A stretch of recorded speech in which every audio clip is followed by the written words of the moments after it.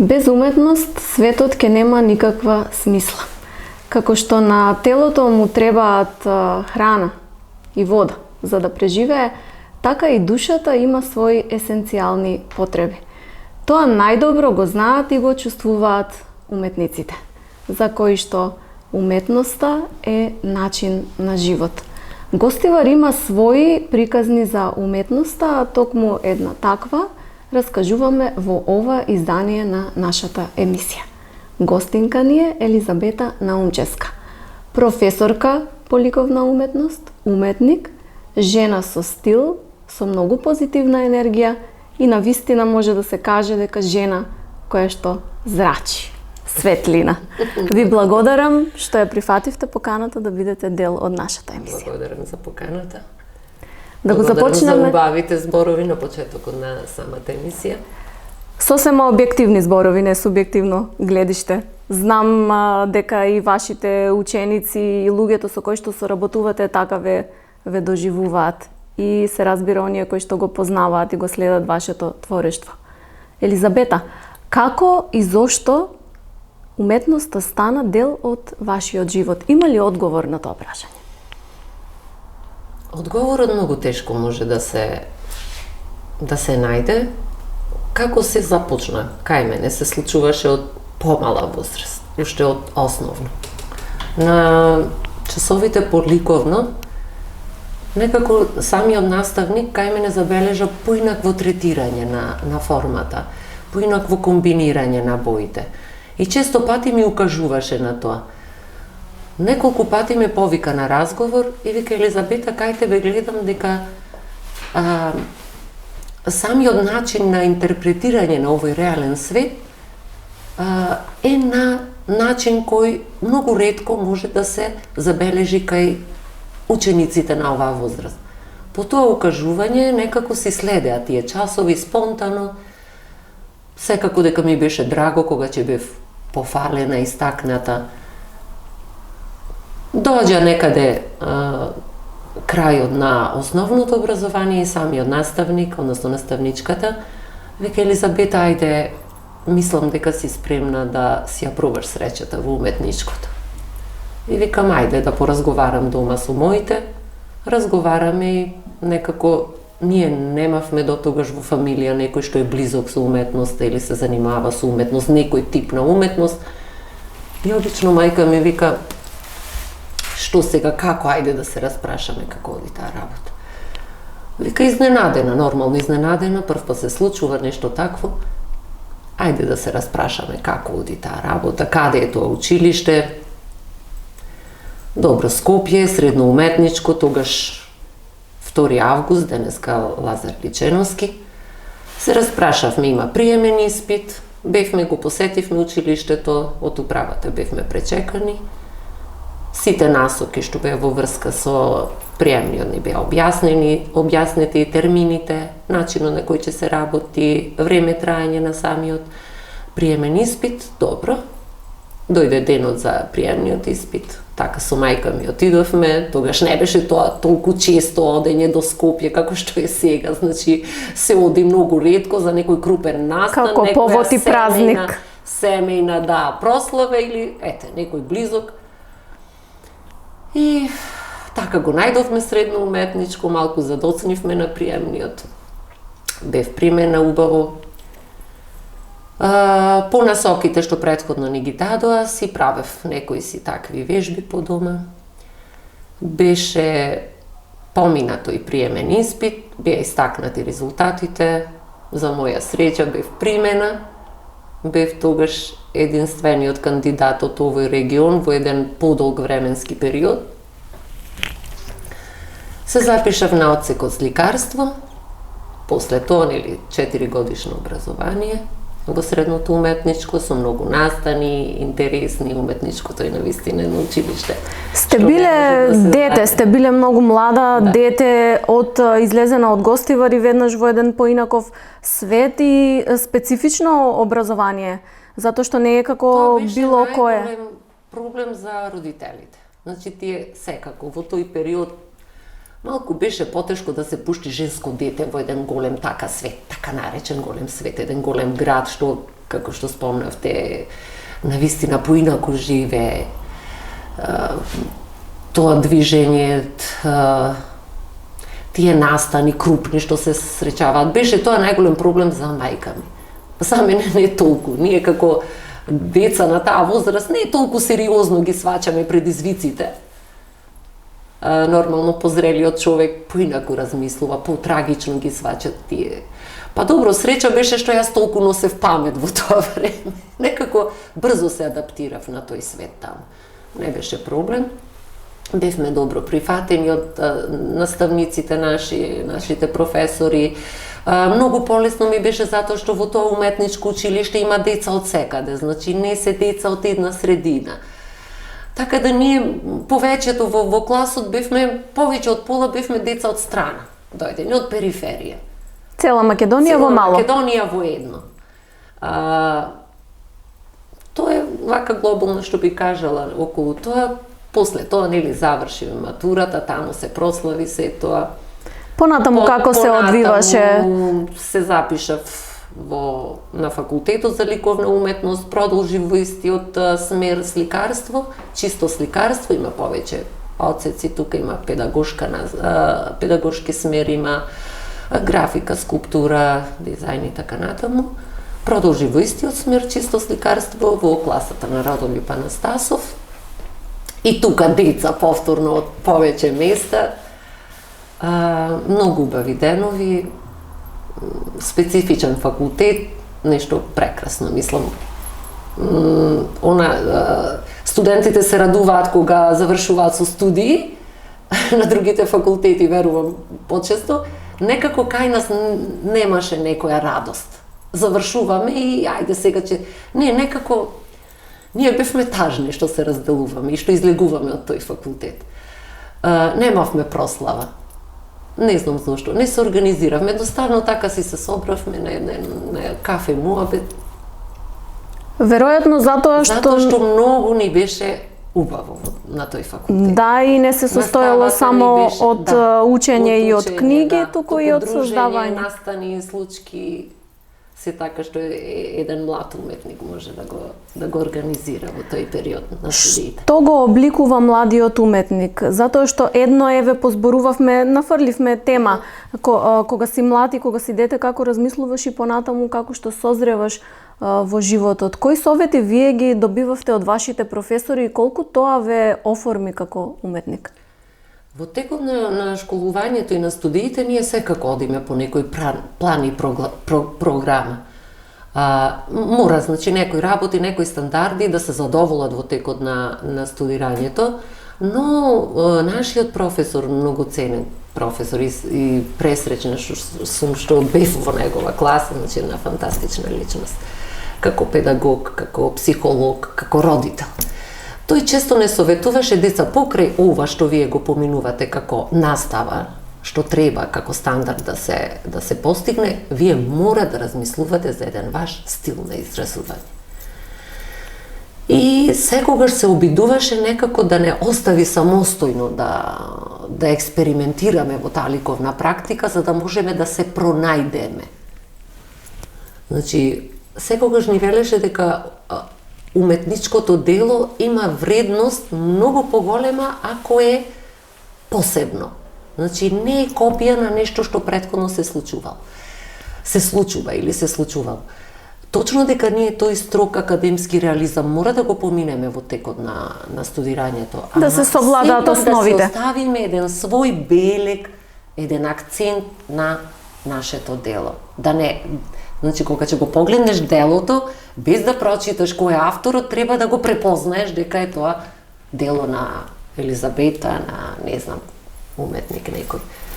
Сега кога зборуваме за личниот белег како уметник, личниот израз, кој е вашиот и како вие го пронајдовте, дали во себе или во надворешниот свет? Токму тоа да ве карактеризира како творец. Значи, стилот се гради низ ликовната практика. Значи, со истражување, со пронаоѓање, со експериментирање. Мене ми помина еден подолг период додека си го пронајдов така наречен ликовен ракопис, мој ликовен ракопис. Па помина долго време. Реков преку експериментирање, истражување, значи запознавање на случувањата во светот, стиловите и така натаму низ историјата и секако гледаш дека нештото е веќе направено. Тогаш одиш со мислата, јас нешто ќе го направам поразлично да биде. Значи мора да се има познавање на уметноста претходно за да можеш да изградиш нешто што ќе биде твој белег. Значи мора да има познавање во историјата. Ако треба да издвоиме еден-два елементи кои што ставаат белег врз вашето творештво, кои би биле тие? Во последно време работам различни мотиви, тоа се гледаше и од самостојните изложби и од колективните што ги имаме преку Друштвото на ликовни уметници. Што би издвоила? Мене некако портретната представа во последно време ме интересира и емоциите што човек еден ги доживува во ова бурно време на живење. Значи, во моите портретни представи претежно е доминантен женскиот лик. Сега не знам тоа како чест звучи да не биде феминистички малку. Жената е почувствителна, сметам дека е почувствителна. А таа знае да ги изрази силно емоциите што ги доживува. Не дека кај мажите тоа не се тие ги немаат тие чувства силни, но тие знаат да бидат посилни, покрути и да ги сокријат. Жената е покривка. И тие емоции баш се гледаат во тие портретни представи. Кога жената е тажна, кога е среќна, кога нели тоа обкружување делува на една жена за да се забележи на нејзиниот лик. И тука се доминантни во тие представи и тие, да не речам национални белези, туку традиционални. Како што е накитот, тој метален сребрен накит, како филигранот или комбинација некои елементи така метални се вметнати во таа портретна представа. А последно пак што го работам еве околу 10 години, малку повеќе на применетата уметност се посветив, на цртањето икони и фрески. Би сакала за тоа да поразговараме. Ајде да кажеме каде сте сликале своји икони и фрески. Прво јас би како почнав. Така. Спонтано беше, навистина. Не мислев дека баш толку интензивно би се зафатила за таа тема. Ама ве привлече. За таа тема зошто? Сега јас често пати си го поставувам тоа прашање. Зошто, од каде сега тоа наеднаш така дојде? Може би малце тоа што јас израснав во едно религиозно семејство, се омажив во религиозно семејство, сега не до толку, ама се почитува некои верски такви слави, свечености што се во врска со религијата. Некако тоа ми стана, со тоа растев, едноставно со тоа продолжив некако да живеам. Се случи да бидам повикана во градската црква тука во Гостивар, да работам со една тајфа што моментално ја работеше црквата. Зборуваме за црквата Пресвета Богородица што е на градот. И некако ајде почнав тука, овде, тука, една сцена, две, три, некако се нижеа тие спонтано така без да се направи некој план за во иднина или не знам што, спонтано одеше цела работа, некако ме привлече тој интересен начин на сликање на фреската. Специфична е техниката. Некаде каде што се постари градби кои се во фреска техника работени, тука мора автентично да се запази самата техника на работа. Колку е тоа тешко? Фреската како техника не е лесна за работа, затоа што тука не може да се експериментира на зидот, значи се поставуваат слои, нема тука многу корекција. Во поново време се работи на специфично платно, значи специјално платно, и помодерна техника, значи технологијата оди напред, се работи на платно и после со специфичен, специјален тој лепак се монтира иконата и претежно уметниците денеска така работат. Обично таа техника се применува на места што се подалеку од градот кај што може се и понедостапни за транспорт на материјали и така натаму. Значи се работи на неколку начини. Фреската, иконите веќе се иконата што е подвижна икона. Тие се на дрво, се работи во домашни услови, во своето уметничко катче, да. Сите ние си имаме еден дел каде што е нашиот мир и спокој, така. Освен во црквата Пресвета Богородица на плоштадот, каде се сте работеле? Па за овој, да речам, прилично долг период се случуваше да се изработат икони на повеќе места овде во Гостиварско. Сега да не ги набројувам, тоа се селските средини, руралните средини. Има и во градската тука помала црква што е Света Петка, на многу места. А во група кога работев во Тајфа, изработував икони кои се насекаде низ Македонија, сега не знам точно каде се отидоа тие икони. Тоа беше една групна така работа. Хајде сега иконите. Би сакала да позборуваме малку околу изложувањата, околу изложбите. Едно е кога уметникот твори, тоа е нешто лично, тој се затвора во себе си и своите чувства, емоции и знаење, би рекле, го пренесува на своето дело. Сосема поинаку е кога тоа дело веќе создадено треба да го покаже пред публиката. Какво е тоа чувство кога ќе ги изложите своите дела, ќе споменеме и какви се изложби сте имале и каде сте учествувале? Го ставате она што сте го направиле од срце и од душа пред очите на јавноста? Значи, кога го изложуваме делото, фактички ние се изложуваме себе си, она внатрешното, нашето јас. Мислам дека ние уметниците сме единствени што им дозволуваме на луѓето да ни ја видат внатрешност. Значи, нас не гледаат однадвор и одвнатре. Значи, нашата душа, нашето размислување, нашите визии, што ги имаме. Какви чувства тоа буди кај вас? Представа кај... Да. И какви се реакциите што досега сте ги доживеале? Реакциите, за моја среќа, се добри. Мислам, убави реакции од Гостиварци. Последната изложба беше навистина многу посетена, за моја огромно задоволство. Се сеќавам исто така на таа изложба и јас. Не знам, тие моменти ми беа прекрасни. Прекрасно е кога ќе видите толку луѓе околу вас. Мои ученици, во моментот што ми беа ученици, претходни генерации што завршиле, добро пријатели, познаници, имаше се. Тоа беше ваша самостојна изложба? Тоа беше втора самостојна изложба. Претходно имам учествувано, нели, со овие групни изложби. На колонијата во Гостивар исто така. Гостивар редовно сум повикана, член сум на ликовното друштво Тројутако. И изложување надвор од државата се преку тие групни изложби. Се уште не остварив самостојна изложба надвор од нашата држава. Се надевам дека ќе биде тоа во некое скоро време. Да, би требало. Многу да се одолговлекува. Би требало, заслужувате. Каква е енергијата што ја разменуваат уметниците, затоа што сте учесник редовно на колонии, на групни изложби? Тие се прекрасни дружења, навистина.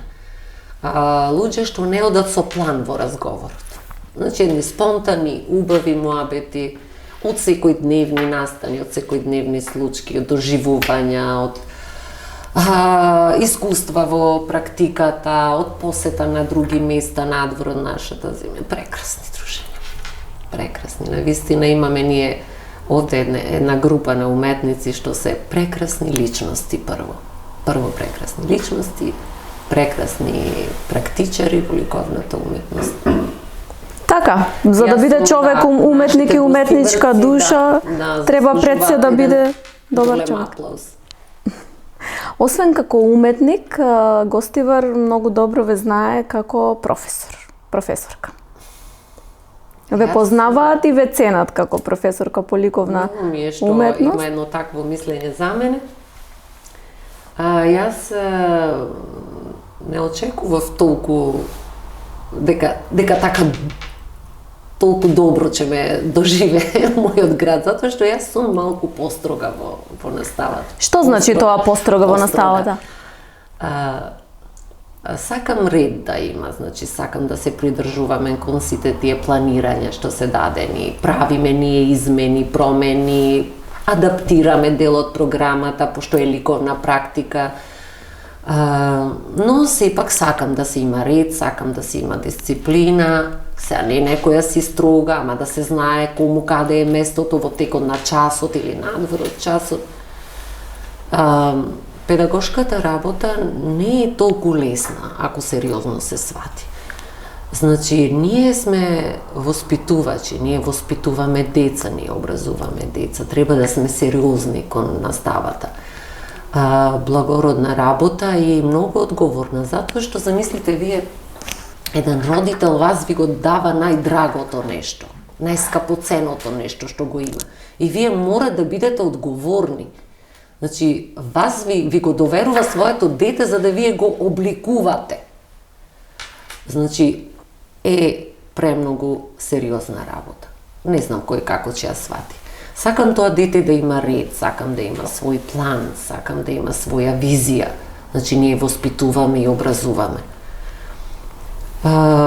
Околу ликовната практика имам навистина добри генерации. Имаме навистина деца во помала средина, може би е полесно малку да се работи, затоа што децата се многу воспитани овде во градов.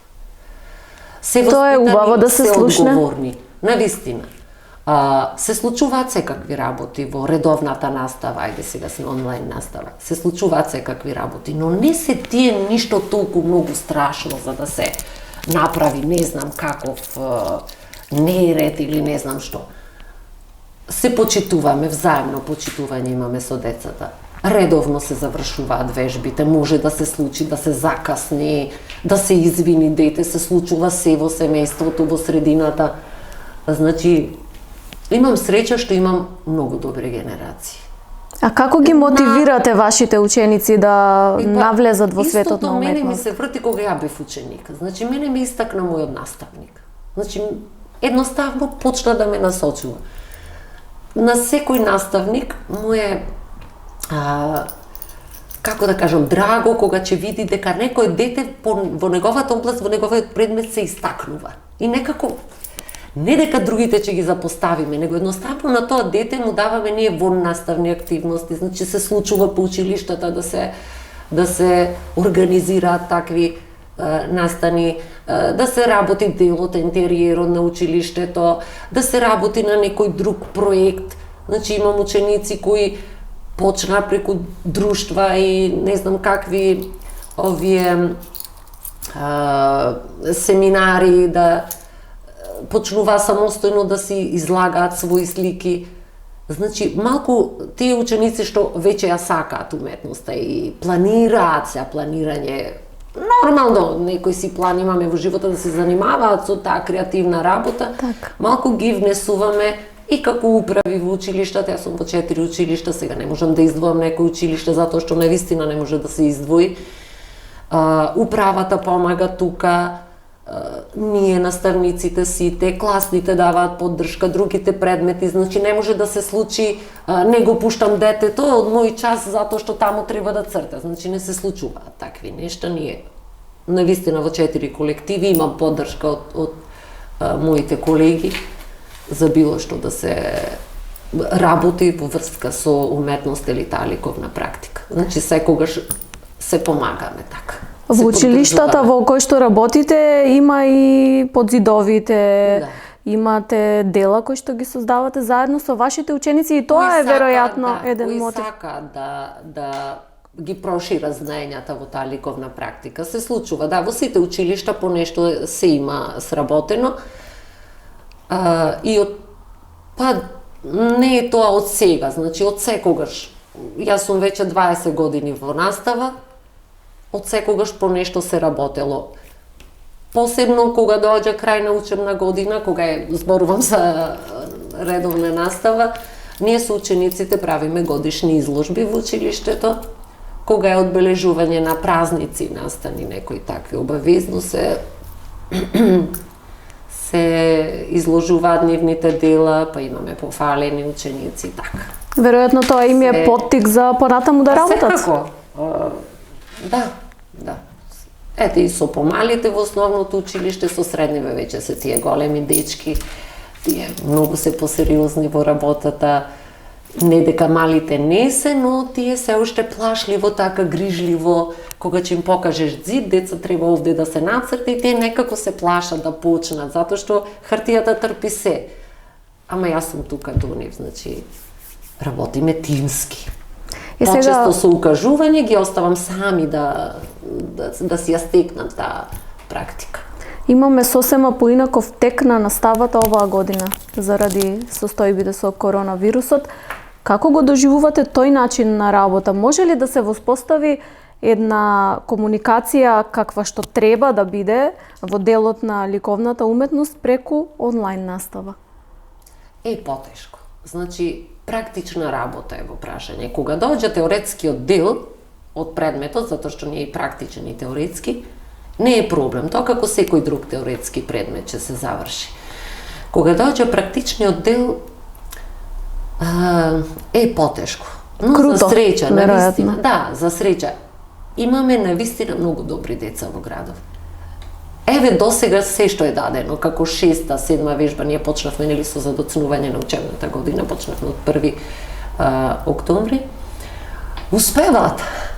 Дали начинот на кој јас можеби изнајдов некој начин, не сум ни свесна за тоа, изнајдов некој начин и во таа онлайн настава да успеам некако да им го приближам тоа, да им дадам точни може насоки за да тие почнат да ја реализираат таа ликовна творба. Значи во тие презентации што им ги праќам, што ги следиме, што ги анализираме во текот на наставата, можеби баш добро е постапно објаснето се. Еве, децата завршија се што досега работевме. И поголемите, средношколците и основците, и тие малите 600-деленци, значи се е завршено. Се случува кај некој дете, некоја вежба да подзадоцни, реков. Сега и условите по дома се различни кај сите, но не е никаков греф тоа. Ќе се почека наставникот, треба малку да има трпение, посебно за малите деца. Да. Нив им е многу тешко, тие до вчера 6-тите биле со учителките, сега тие за нив е нов свет. Наставници, многу наставници, друг тип на учење. Ма успеваат да се снајдат, навистина. Имаме прекрасни млади генерации. Животот се смени за сите. Да. Како е да се биде уметник во време на ковид пандемија? Уметникот не често, не ретко, си сака да биде затворен во еден простор. Значи, уметникот излегува на отворено да ја собере енергијата, да ја собере инспирацијата од надворешниот свет. Но после мора да биде некаде во предноце, што реков, во своето катче, каде што тој во неговата глава ќе го трансформирал на што го перципирал надвор, ќе го трансформира и ќе го примени. И ќе го прикаже како слика. Неговата мисла го слика доаѓа. Но ние тоа многу често го правиме уметниците, многу често, ама сакаме во моментот кога нас ни треба тој затворен простор, некога ти го диктира некој. Ние не сакаме стеги, ограничување. Така, значи ние го доживеевме тоа како менгеме, како да сме стегнати во главата, во душата, како не е убаво за нас уметниците некој да ти диктира, сега можеш да седиш затворен, сега излези, сега влези, сега седи. Да, затоа што инспирацијата не прашува за време и место. Не прашува време, место, момент, едноставно доаѓа, експлодира, излегува од тебе и ти треба да го пренесеш. Не толку трагично, но ми сметаше тој момент на сега треба да си затворен. Иначе, секако дека ние многу често се затвараме во нашиот простор. Имате и лична борба против ковид, лична своја приказна. Би сакале да споделите дел од тоа? Па доскоро не сакав многу да разговарам на таа тема.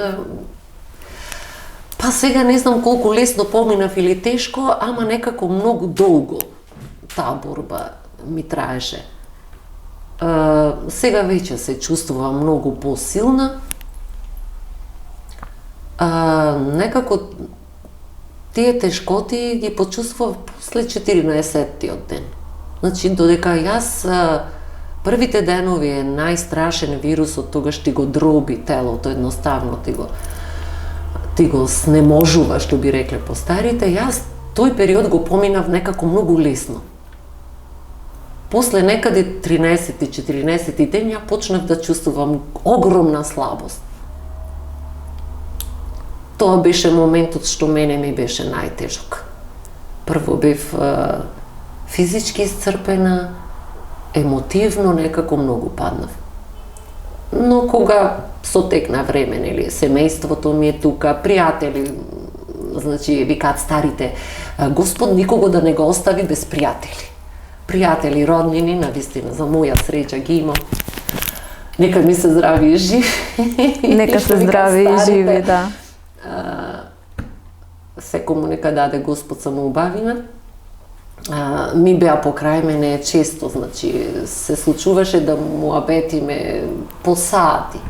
Ми помогнаа многу, семејството покрај мене беше, значи во секој момент, синовите за среќа се големи, тие исто така како и сопругот. Многу ми помогнаа роднините, значи јас постојано бев на телефон. Има многу луѓе кои што се борат со ковид, со последиците, без разлика дали се повеќе физички или психички. Како човек што го поминал тоа, што би им порачале, што би им кажале во овој момент?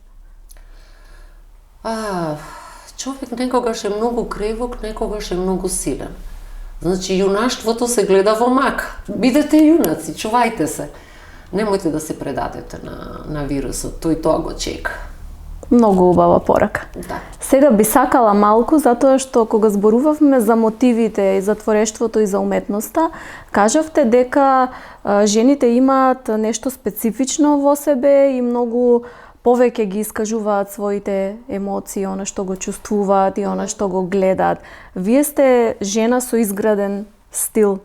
Како го градевте својот стил и колку време обрнувате за да изгледате секогаш средено и убаво? Благодарам на убавите зборови. Како се гради? Не дека имав некоја шема. Значи сега ќе го правам ова за да биде тоа така. Едноставно се случува и се гради. Дали од обкружувањето, дали начинот на кој живеев, начинот на кој работев, тоа ми го издиктира. Тоа внимание на изгледот, може би самото средно уметничко ми го наметна. Значи, како што спомнав, среќаваш деца од различни места, различни начини на живење, стилови, па и ние ги учиме стиловите во историјата на уметност. Па тука ни беше смерот за мода до нашето ателје во средно уметничко, зборам уште од тогаш е па детето најљубопитно. Тогаш сака да експериментира, па и не се мисли како ќе изгледа, нели? Толку многу не мислиш, ти си дете, ти е возраст. Да се обиде со нешто ново. Па не мислиш многу дали шалот е натаму, дали имаш шапка, не знам каква, дали некој ја носи или не ја носи. Едноставно не те интересира што се случува околу тебе, таков е периодот. И може тоа експериментирање во тој временски период малку ни даде слобода за да почнеме да си градиме еден свој стил. Па, скоро секој уметник има начин на облекување, не дека тоа само кај мене се случува. Сега малку мене ми е тешко да ја спојам наставата и уметноста во стилот на изразување. И сега ја и денеска кога требаше да се спремам за оваа емисија, се мислев дали чисто како уметник да се облечам или да направам спој како наставник. Значи, има ли измеѓу нешто? Па јас се обидувам тоа да го направам и може баш тој спој што го праваме нешто што вие или луѓето го гледаат како поразлично, а мене не ми изгледа многу различно. Изгледа како многу нормален стил, ама ете, вие забележувате дека нешто постои тука. Прво, тоа е една од причините како се гради тој стил и веќе сум во години нормално да си имам еден свој стил на изграден на облекување. И нешто друго, јас не практикувам да се облекувам, тоа е сега тренд, јас сега тоа ќе го облечам. Значи нема да го облечам. А како ја бирате облеката и деталите? Едноставно не сакам да бидам облечена во униформа сега. Нормално ние не патуваме, не знам каде, па се ќе бидеме секој ден различно облечени, ќе се случи ние да сретнеме друга личност во градот, сме во мало место. Имаме толку седучани кај ќе се облечеш. Ќе сретнеш некој како тебе слично облечен, ама јас поразлично ќе го комбинирам тоа, дали ќе ставам некој брош, дали ќе ставам некоја марама, значи повторно различно ќе бидеме облечени со мојата сограѓанка. И не мора да е бренд, значи. Ајде сега, ова е скапо и јас сега ќе изгледам повредно. Значи, ако ми е скапа облеката, ја имам поголема цена како личност. Значи, тоа посебно до младите како порака би го испратила. Значи, девојки, дечки, не е битно што на вас ќе биде облечено, многу е битно дали вие тоа можете да го носите и знаете да го носите. Да, и со вашите ученици, професор, ке работите модни ревии, сте имале од рециклирани материјали, па на посебни теми, да ги споменеме. Секако имаме ние и такви настани со учениците, тоа е за учениците во наставно, што е еден од начините каде што во наставно се занимаваат ученици и ги искажуваат нивните идеи, нивната креативност, доаѓа до израз. Тоа се тие модни ревии кои се случувале, значи, овде во градот, се случувале како училишен настан и се случуваат и надвор како надпревари. Да, сте добивали и награди? Па, искрено сега, без да бидам скромна, ќе кажам дека 5 пати поред зедовме прва награда. Тоа само по себе зборува за... Да. Зедовме награда со модните ревии на МАСУМ, средношколско рандеву е тоа, на ниво на држава, каде што учествуваат дури и текстилни училишта. И мене посебно ми е драг тој настан и таа награда што ќе добиеме, затоа што сме во конкуренција со текстилни училишта, а ние како стручно друго училиште земаме прва награда. И тоа по-горди така не прави. Сега малку скромност да си кажам. Не е скромност, тоа е навистина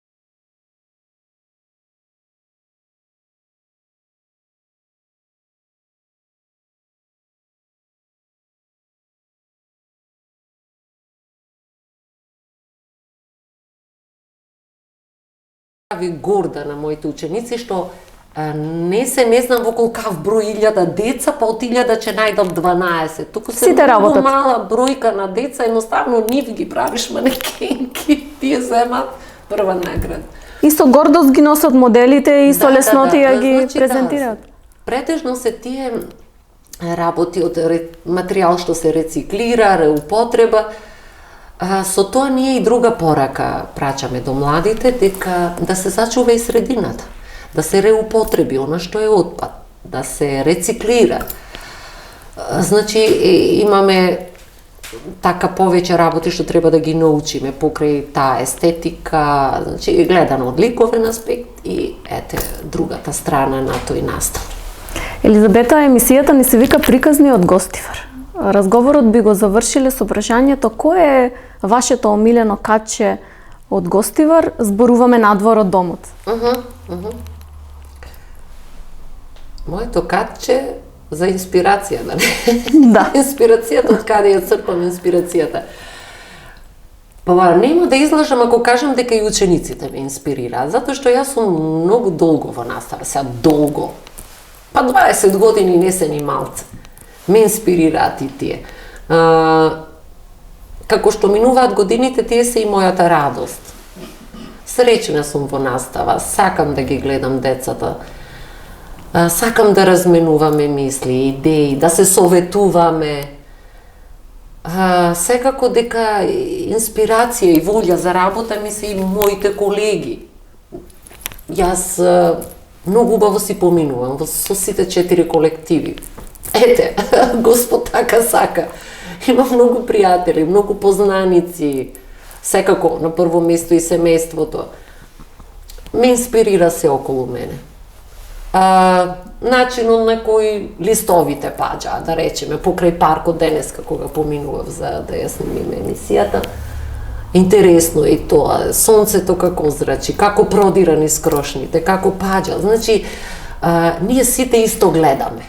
Сите исто ги гледаме работите што се околу нас, но различно ги забележуваме. Тие инспирации се постојано околу мене. Значи, може да ме инспирира разговор со личност, може да ме инспирира, како што спомнав, самата природа. Значи, не сме ограничени. Зависно е од моментот како ние нештата ги перципираме околу нас и што сакаме од нив да извлечеме како акцент. Се надевам дека и муабетот што го правевме сега ве инспирираше за нешто.